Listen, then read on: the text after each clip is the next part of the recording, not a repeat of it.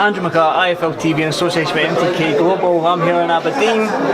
I've already discussed this in previous interviews. There's been a disappointment tonight. Again, the last time I came to watch you fight, your opponent didn't show up, but there was something wrong with your opponent, so I've still not seen you fight. Yeah, my opponent didn't have the right MRI scan. Yes. There was 2 scans you needed, is that right? Yeah, MRI and MRA. Right. You didn't have one of them. I don't think I've introduced you yet. Kristen Fraser, Yes. the Commonwealth champion, bantamweight Commonwealth champion. That's it. Got the belt over there. Look. There you go. There we go, eh? Belt with it. Another Scottish Commonwealth champion. This is what we need. Sorry, you're saying sorry, yeah. Your opponent, last time I came and watched you, you didn't fight. This time, there's another problem, which is, if you want to explain. So there was a problem with the ambulance. Obviously we all sign up for the British Boxing Board of Control set of rules and regulations which dictates there has to be an ambulance present. There was a problem with the ambulance, completely out with everyone's control. Everyone tried their very best to get the show to go ahead, but there was nothing anyone could do. Yeah. So disappointing, but it's there to safeguard everyone. So That's it. I was at a show in Glasgow, and the third fight, somebody got hurt, the ambulance disappeared, and the fight after that fight couldn't go on until the ambulance came back from the hospital. So there was a lull for an hour and a half. So the British Boxing Board of Control rules state that there needs to be 2 paramedics and an ambulance on site. So unfortunately, it's out with your control. But anyway, you've got that Commonwealth title. I have. You're still undefeated. Still. I've still not saw you fight. I know. What are you expecting for 2019 then? 2019, I'm really looking at another opportunity for a title at the end of the year. I'm having a maternity leave as such. I've noticed your wife over there is pregnant. Yeah, popping. Yeah, she's big. So the baby's due in May. Right. So I was hoping to get this fight, maybe one other one quite close, and then have a few months off in the middle over summer just to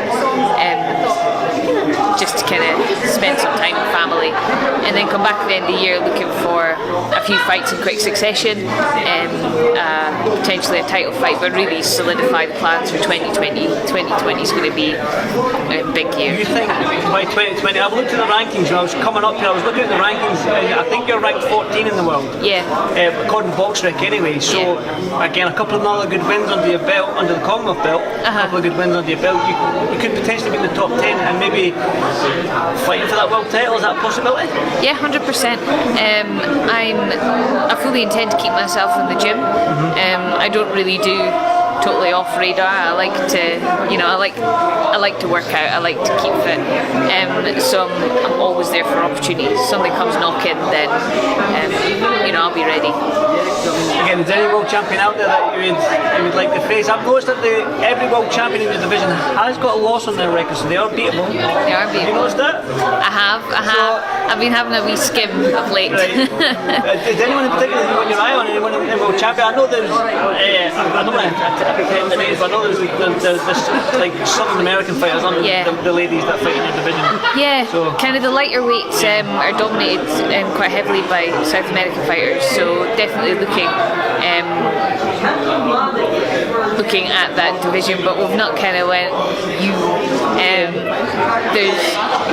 the belts do kind of change about often enough, so I think it's so far in the future that I wouldn't like to go, I want you, and then that changes and I'm like, oh no, where's it gone? Do you think you could bring one of them champions to Aberdeen? 100%. We had a phenomenal turnout for the Commonwealth, and we opened up the room, had big screens up, cameras around the ring, and we had a great show of it.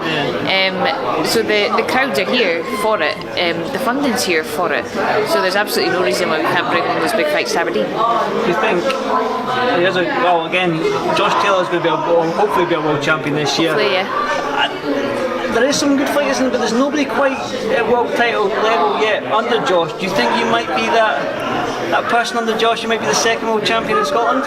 That would be nice. That would be nice. I think Josh Taylor's absolutely flying at the moment, and I really hope he gets his world titles. But just to get out there a bit more and get out down in Glasgow, and I'm definitely noticing, there's a bit more attention building, and I'm getting a lot of good support behind me. So if you get similar support to what Josh Taylor's getting and similar momentum, then it's fantastic, because that's really what brings the big fights. And you've got the World Boxing Series coming back to Glasgow, and I was at the last one. That was fantastic, absolutely fantastic. Did you fight an undercard with Josh? I'd love to. Yeah. I'd love to. Yeah. This next one's unfortunately too close to due date. Yeah, because I was like, ooh, no. Well, you never know. It could be 2 world title fights in a show in the future. Scottish fans are screaming for this, I believe.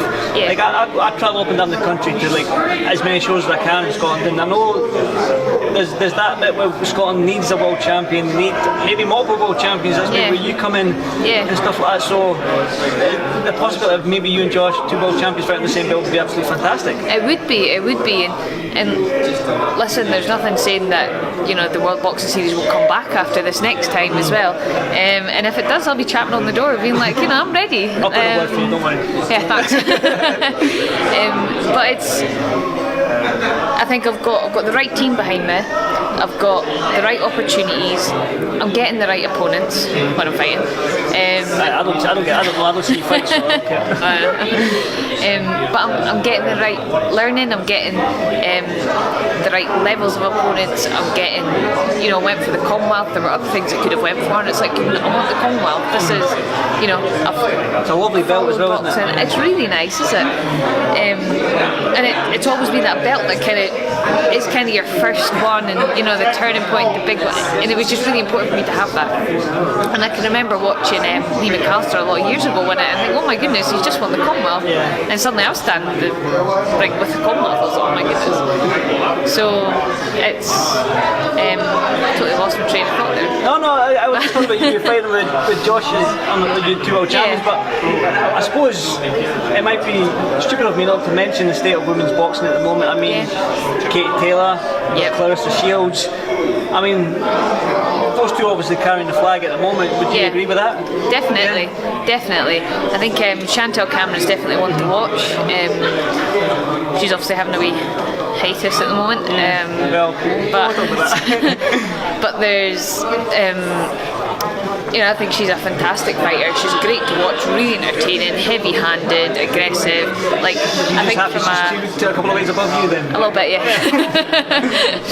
But she's good to watch. She's fan-friendly almost, and from a British perspective, I think she's slap bang up there at the top of them. And you're noticing the momentum come now, and it's just good to be at the start of that as well. I know in 10 years' time it'll be different, but it's good to be at the start and to see that, and to see the same sort of women who were bringing through in the amateur at the same time, then go to the pros, and then bring through the pros at the same time. It's an exciting time for women's boxing, I think. Well, your nickname is TFE. Would you like to just explain to people why it's TFE? So it's the first ever, Scotland's first ever professional female boxer. So you're the flag bearer for Scotland? I do my best. I do my best. I take my opportunities.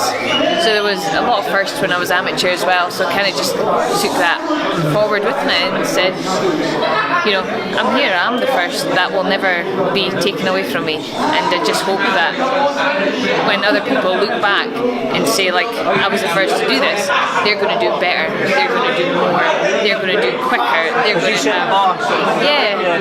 and then have other people beat me, and that's what it's about ultimately, is you want to create some sort of legacy for someone. Do you think that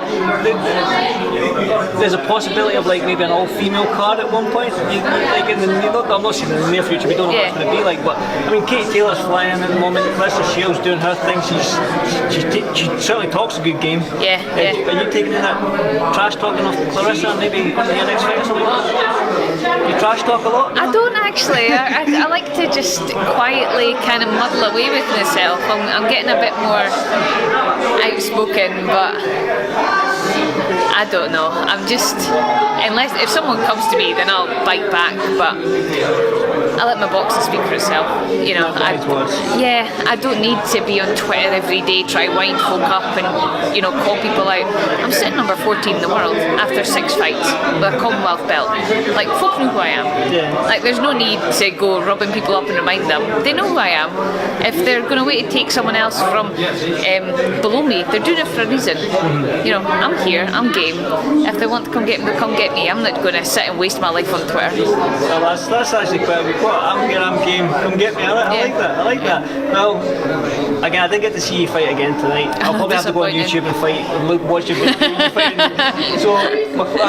We delete all that. There you go. I suppose my next question is, are you going to cater to me next time you fight? Then you're going to come to Edinburgh and fight somewhere near me. Saves me coming all the way up to Aberdeen. I will give you a shout next time I'm down the road. Well, I appreciate that. Kristen, again, enjoy the new family when it comes along. And I'm looking forward to the end of this year, definitely 2020 when you bring a world title back to Scotland. Hope so. Good luck with it, and I'll see you soon. Thanks, Kristen. Thanks very much.